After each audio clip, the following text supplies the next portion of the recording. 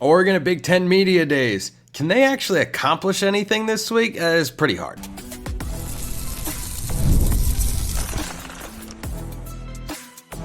You are Locked On Ducks, your daily podcast on the Oregon Ducks.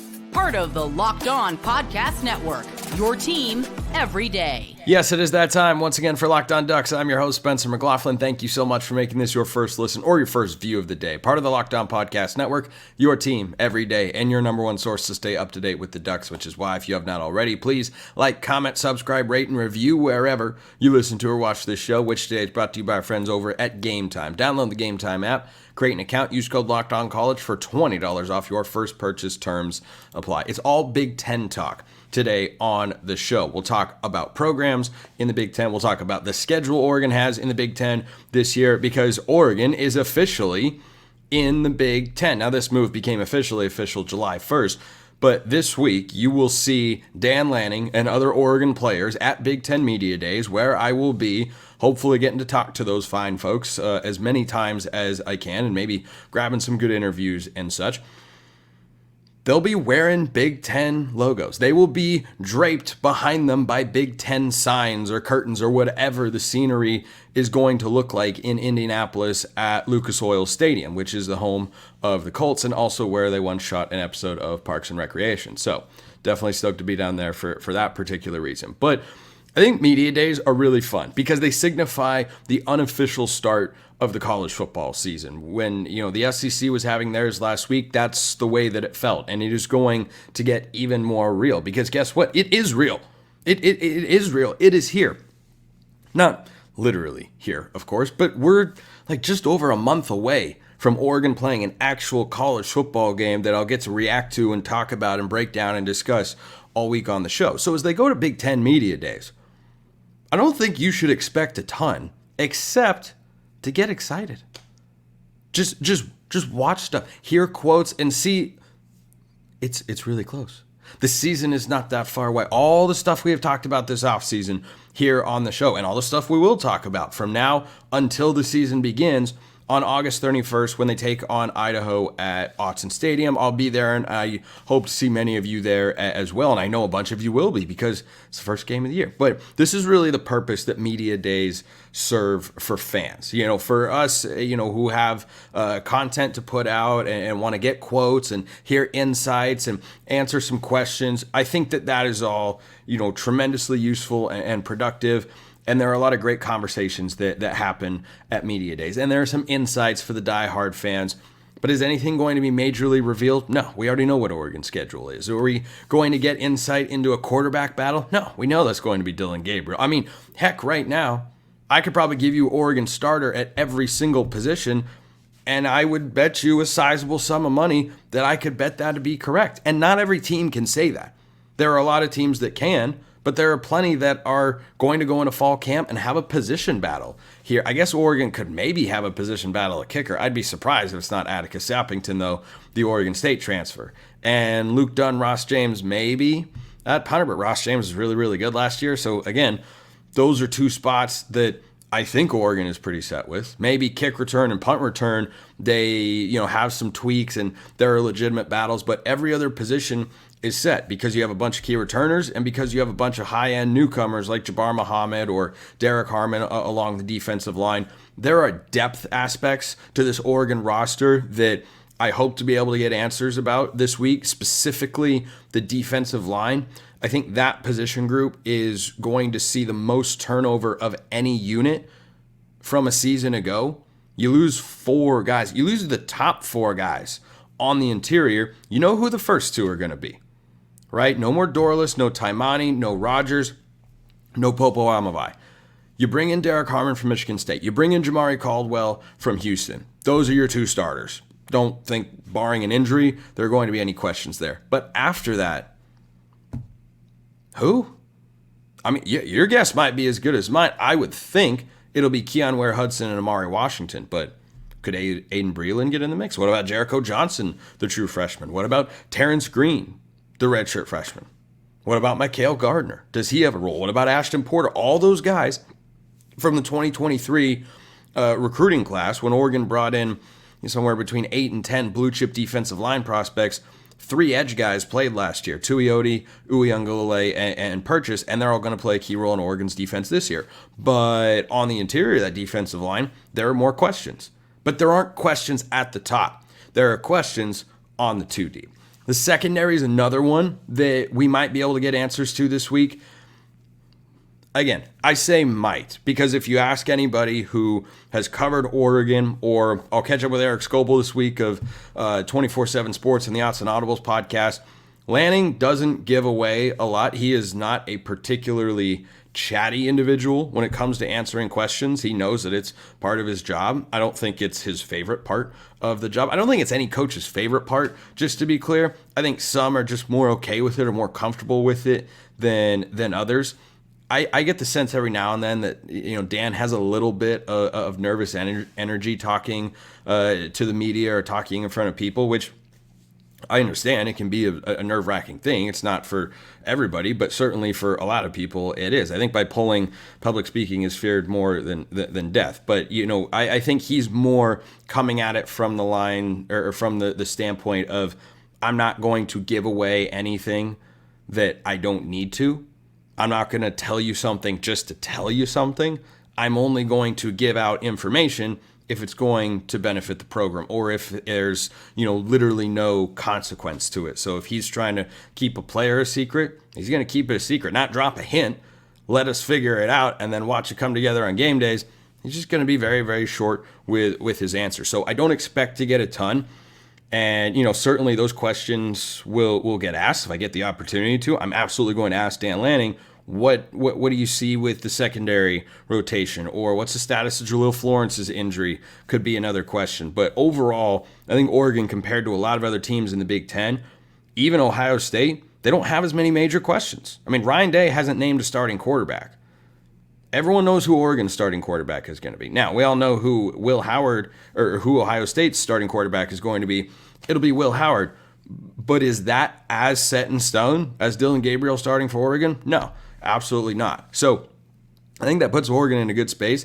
I don't think there's anything they need to accomplish from, a messaging standpoint of send this message to the league, or make sure recruits think about this when you give your quotes. Like, I expect everything to be very standard down the line, and people that are covering Oregon, myself included, at media days, will ask the sorts of questions that are hopefully going to give some insightful answers. But am I expecting that? Nope, absolutely not. Given the history of the staff and the team, I don't think that's a bad thing. It's just the way that it is. So if you have something that is on your mind that you want asked to Dan Lanning or anybody else, shoot me a DM on Twitter at @McLaughlinCFB or at Locked On Ducks. DMs and mentions both wide open, and I'll see if I can make it happen. No, there are never guarantees at these sorts of events, but certainly I can make the best effort that I can. Oregon comes into the Big Ten as a Tier 1 program, and there are several others, of course. They're not alone in Tier 1. But in the coming years, as Oregon goes into this new conference, undertakes this new endeavor, who else can get to that conference championship sort of level? I have several thoughts on the matter, and I'll talk about that next.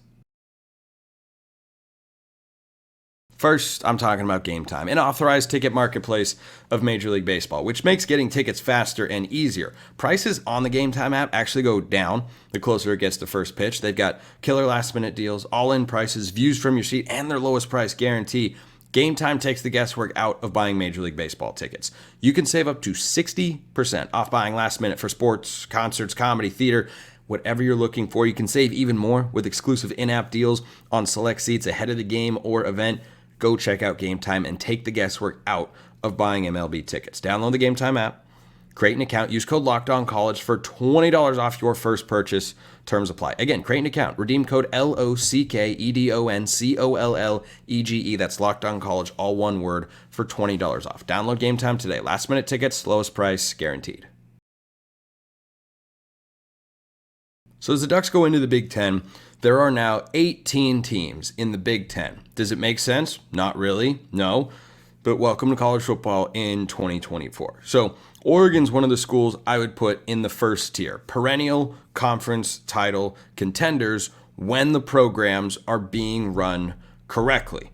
That is an important distinction for what I am going to say. The next tier are teams that every few years could legitimately contend for or win a conference championship, but they don't sustain it, or they haven't proven the ability to sustain it, or I think they could. And tier 3 is everybody else contending for a conference title once every 10 years, maybe. Think Colorado in the Pac-12. Northwestern in this league gets to the conference title game more often than you'd think, though that was when the Big Ten had divisions. I don't know if Northwestern, even though they have a good head coach in David Braun, at least I think he's a good head coach so far, don't know if they're going to make the Big Ten championship game again. I legitimately, I don't know if they're going to be able to do that again.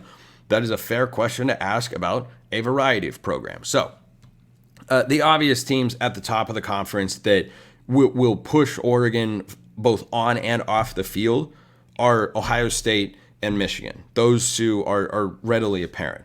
The other two that I'd put a notch below for different reasons are Washington and USC. Now, the reason I'd have them up there as the perennial conference contenders is the qualifier that I talked about when I began this segment. If the programs are being run correctly. If USC is being run correctly, Oregon should have legitimate issues recruiting the Southern California area because all the guys are going to USC.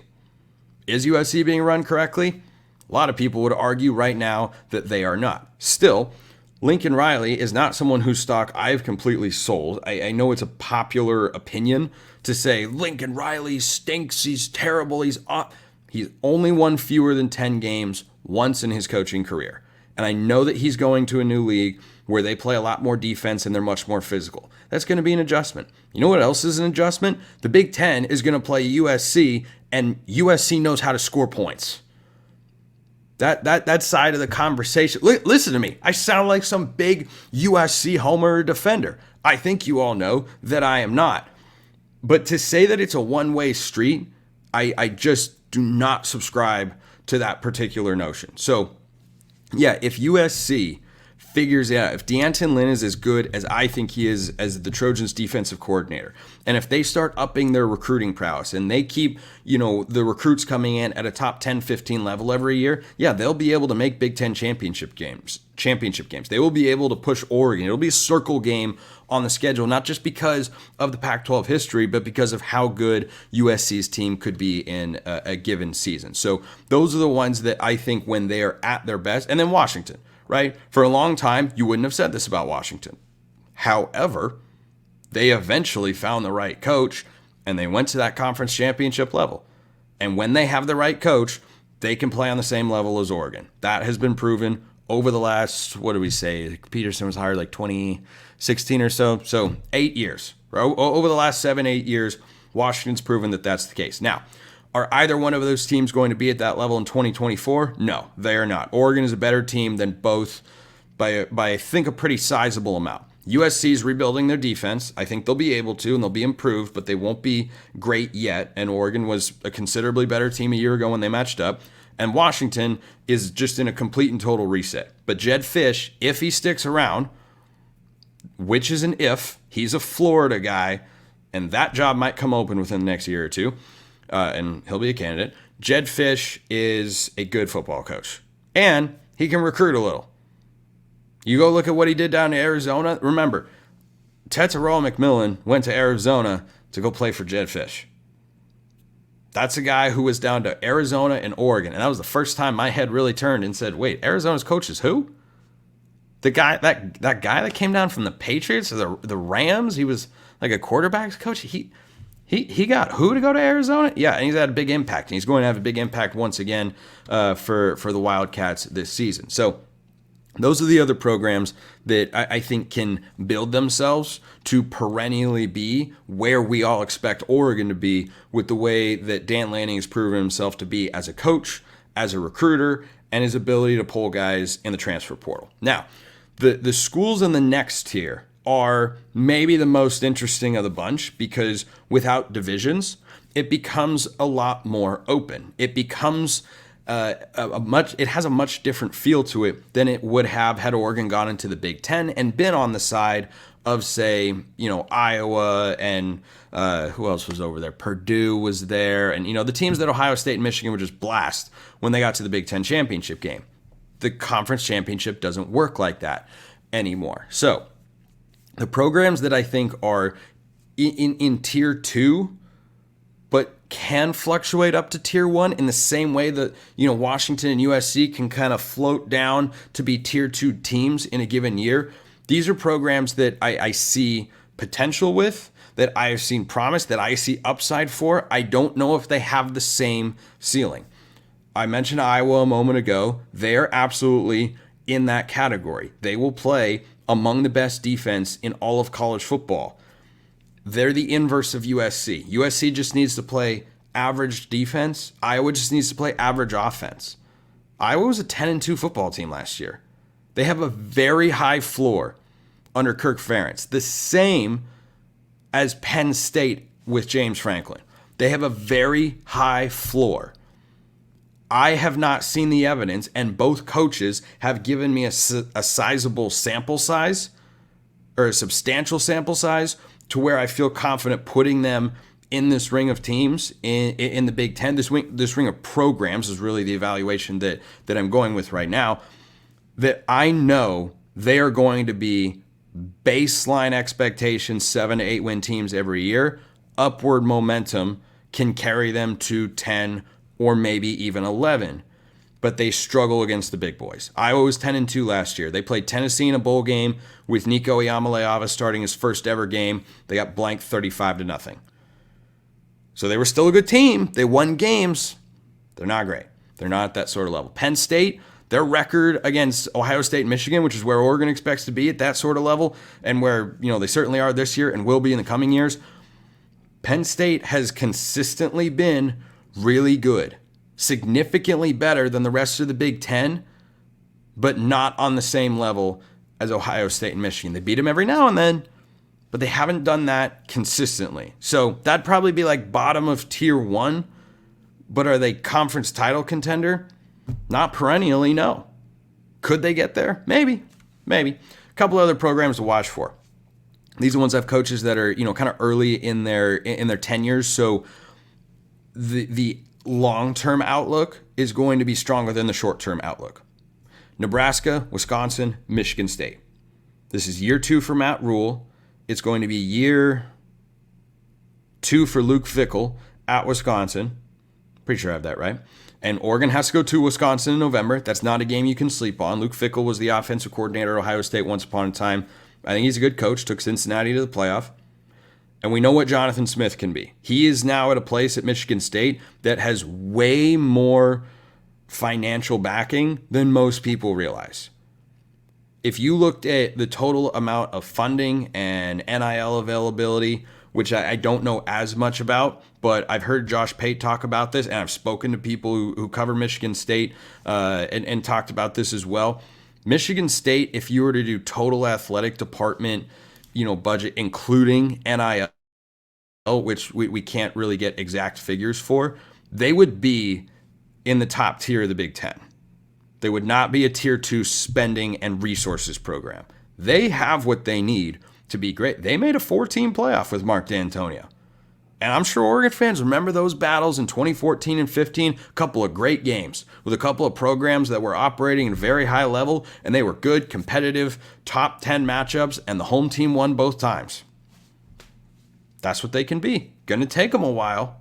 This is year 1 for Jonathan Smith and company, and I'm going to talk more about that game a little bit in the last segment on today's show, but I think those guys have real long-term outlooks that are good, but in the short term, not going to be more than 8-win teams anywhere. Like Nebraska, I actually think could win 8 games this year.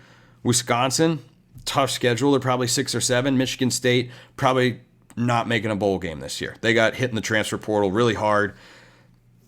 Abe Childs will have his young quarterback growing pains. Tremendously talented guy. I mean, really, really talented guy. But I think that's a pretty comprehensive assessment of where where the other teams sit in relation to Oregon.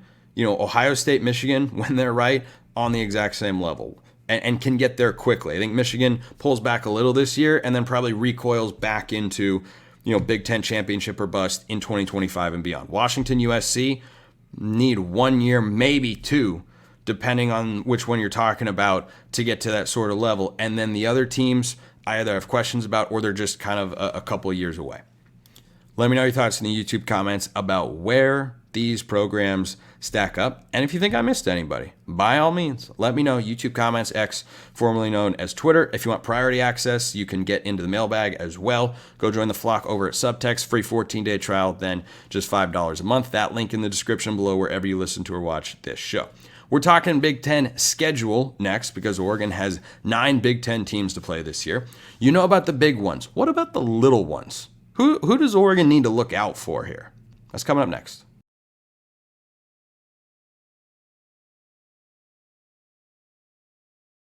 All right, let's wrap up with some schedule talk today.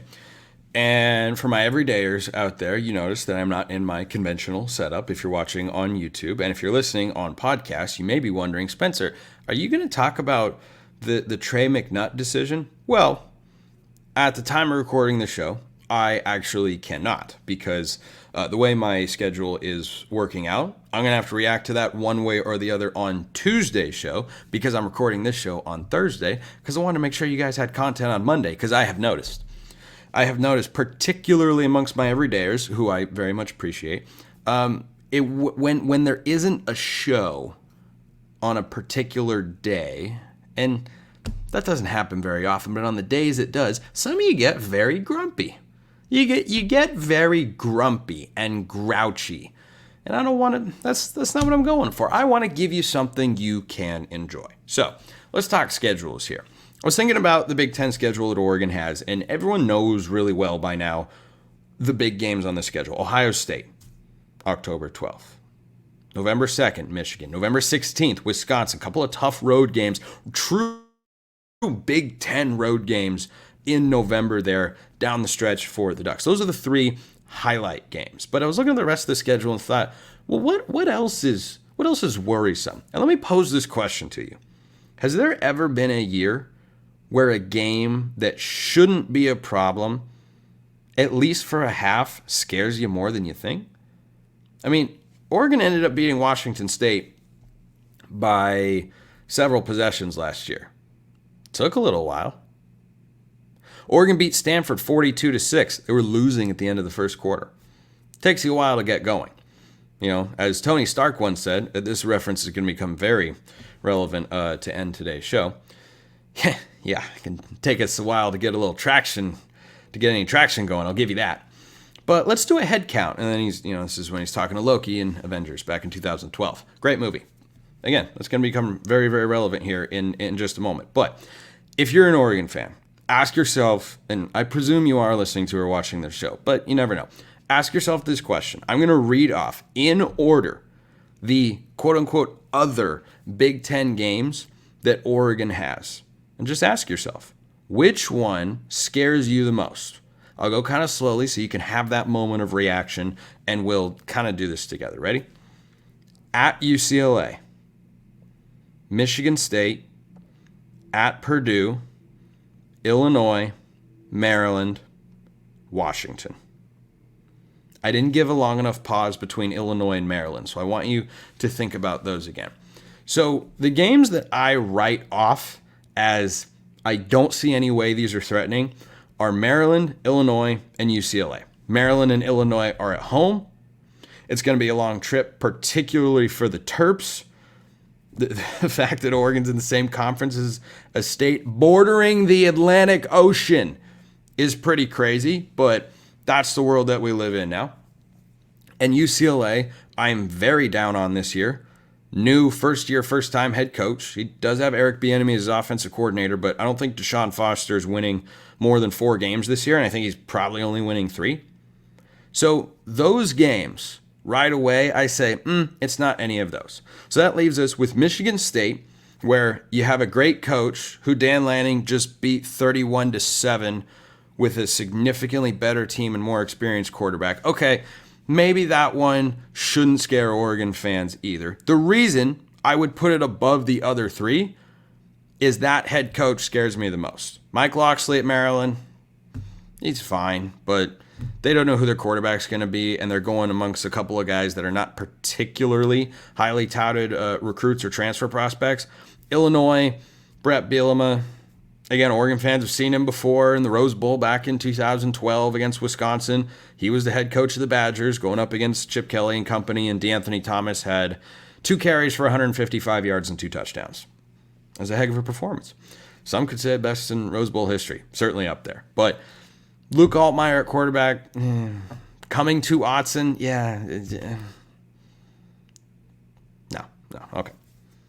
UCLA, no. But Michigan State, they at least have a coach who I know he can win a game or two that he shouldn't because he's a darn good football coach. The problem is his roster is just incredibly depleted. I think Smith is going to be given reasonably until 2026 to start, having the expectation of, hey, you should win 8, 9, or push for 10 wins. That's not going to be a quick turnaround there. And that's just, he knows what that is like. Went through it at Oregon State. Now he's got to go through it again with Michigan State. So that leaves us with at Purdue and Washington. Now, Ryan Walters is the head coach at Purdue. He's a second-year head coach. He went 4-8 last year, not what the Boilermakers were hoping for. But they've got an experienced quarterback in Hudson Card, who was once upon a time at Texas, took over for Quinn Ewers when he got hurt, and then made his way to Purdue. Didn't go great last year, but when Hudson Card played at Texas in 2022, he was a high 60s completion percentage guy. That's pretty capable. That's pretty darn capable. Walters comes from Illinois, where he churned out a number of NFL draft picks, one of whom, Devin Witherspoon, is a stud for my Seahawks in the NFL. And he also is a highly sought-after and respected defensive mind. I'd expect they're at least a little bit better. I don't know how much. They lost Deion Burks on offense. He went to Oklahoma, and that's a pretty significant drop-off from him to whoever Purdue's going to have in there. But I could see them being better than 4-8, and you have to go to West Lafayette to play that game. So that'd be one. And then Washington, where Oregon is a 19.5-point favorite at home, and the only thing standing in the way of Oregon winning that game is a mental hurdle for Dan Lanning. Oregon is going to be better at every single position group. They're going to be at home, Lanning in year 3, Jed Fish in year 1. Oregon literally has the place where the advantage is probably least is at running back. Jonah Coleman is the only player, I think, maybe one interior offensive lineman who was going to start last year. I forget his name. I could ask our Locked On Huskies guy, Roman. But they had one lineman who would have started last year, but he got hurt, and he's back. He could maybe start for Oregon. Jonah Coleman, the running back, he could start at Oregon, or he's on Jordan James and Noah Whittington's level. He's a really, really good player. Everybody else, literally don't think Washington has a single player that would start for Oregon. So the only thing standing in the way is the pressure. Dan Lanning hasn't beaten Washington yet. I know it's a new Washington team, but Lanning's got to win that game. Probably the most important game on Oregon's schedule is Washington. There's no excuse to not win that football game. Absolutely none. You got a better quarterback. You got a better team. You're at home, more experience. So Purdue and Washington. Which one worries you more? I'd probably lean towards Purdue because it's on the road. You're going to have a hostile environment. Teams have gone in there and gotten smacked before. But I'm curious as to your guys' thoughts. So of those other 6 games in Big Ten play, which one worries you the most? Let me know. Very curious. Let's end with a fun question. I love doing these sorts of questions. I really do. This from Duck the Rules. As far as the top teams in college football, what Marvel hero or villain would you relate each team to? As an example, I think Oregon 2010 would be Quicksilver running plays as fast as they can be, or as they can get them off. But what about this upcoming season? Well, I'm going to be honest. As I'm recording this show, I kind of misread your question, only slightly. I thought you were just applying this to Oregon teams, so that's how I prepared the segment. That's how I'm going to deliver it. If you want my answer for the rest of the teams in college football, just shoot me a DM and I'll get you the responses. But I went back and picked the The best Oregon teams from the past 15 years are some of the ones that I thought would fit really well. So we'll do this rapid fire, really. 2012, high-powered offense, that's Iron Man. 2014, big hype, lived up to the hype. That's Black Panther. 2019, half great, half frustrating. That's the Winter Soldier and Bucky Barnes, right? Going back and forth between being Captain America's friend and being a Hydra agent. Perfect example for 2019. Defense was great, offense stunk relative to what it, should have been. 2022, bumpy but exciting. That's Thor. Not always the best plot lines, but a really exciting character. I mean, Thor entering Wakanda in Infinity War, that's one of the best scenes in cinematic history. I don't care what anybody says. 2023 had one Achilles heel and everything else was great. That's Captain America. What's his Achilles heel? Bucky Barnes, of course. That can cause him to not be at his best at all times. And then 2024, the highest of hopes that Oregon has had in quite some time. This is not so much a character, it is, but it's more about a moment. In Spider-Man Homecoming, Iron Man is mentoring Spider-Man, aka Tony Stark mentoring Peter Parker. And Peter Parker at one point says to Iron Man, I just wanted to be like you. And that's the 2023 team. I just wanted to be like you. And Iron Man says, and I wanted you to be better. That's what Oregon fans are looking for in 2024. I don't just want you to be 2023, I want you to be better. And they can be. They can be. Even though they've lost Bo Nix and a bunch of other NFL talent, they can be because of the way they've reloaded. So that's how we're ending today's show. I'll record with you for tomorrow's show from Big Ten Media Days. Appreciate everyone listening. I'll see you next time. Have a wonderful rest of your day, and go Ducks.